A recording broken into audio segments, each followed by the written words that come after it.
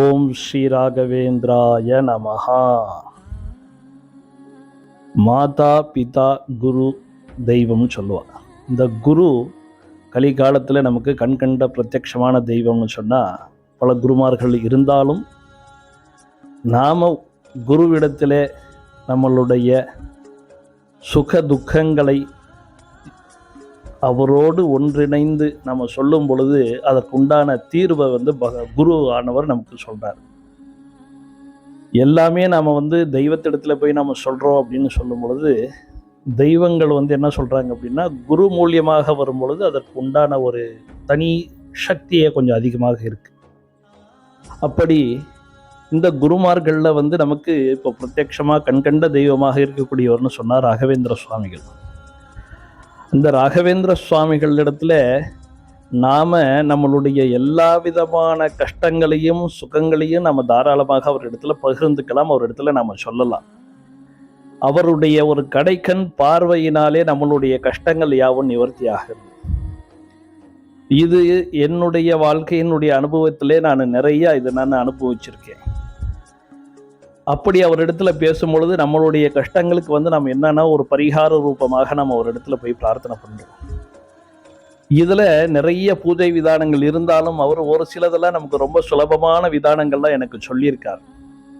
அப்படி நம்மளுடைய நட்சத்திரம், எந்த நட்சத்திரம் நம்மளுடைய நட்சத்திரம் ஜென்ம நட்சத்திரம் மாதத்துக்கு ஒரு முறை கண்டிப்பாக வரும். அந்த நட்சத்திரத்தன்னைக்கு அந்த பகவான் குருவுக்கு கொண்டு போய் ஒரு 5 விதமான பழங்களை நம்ம சுவாமிக்கு சமர்ப்பணம் பண்ணணும்.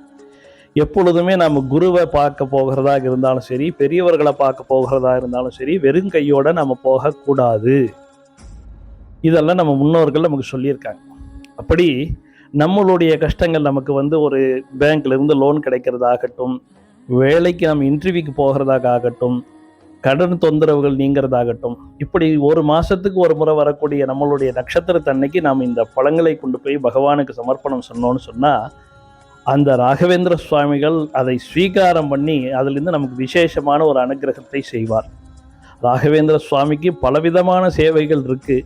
ஒரு சேவையும் நான் ஒரு முறை சொல்கிறேன். அதில் ரொம்ப விசேஷமான ஒரு சேவை தான் இந்த பல சமர்ப்பணை சேவை.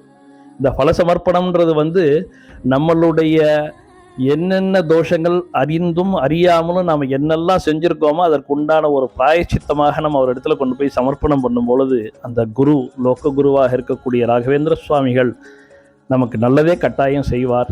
இதை நீங்கள் முயற்சி செஞ்சு பாருங்கோ. ஒரு 2-3 மாதம் செஞ்சீங்கன்னாவே போகிறோம், உங்களுக்கு நல்ல பலன்கள் கிடைக்கும்.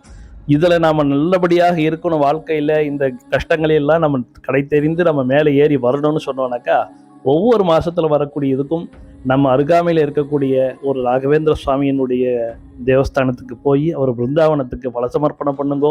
முடிஞ்ச அளவு இது காலையில் பண்ணுறது ரொம்ப விசேஷம். வேலைகள் இருந்தது அப்படின்னு சொன்னால் சாயங்காலமாக போய் கூட பண்ணுங்கோ.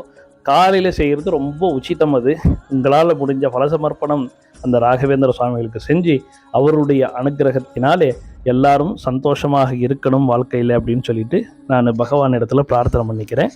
ஓம் ஸ்ரீ ராகவேந்திராய நமஹா.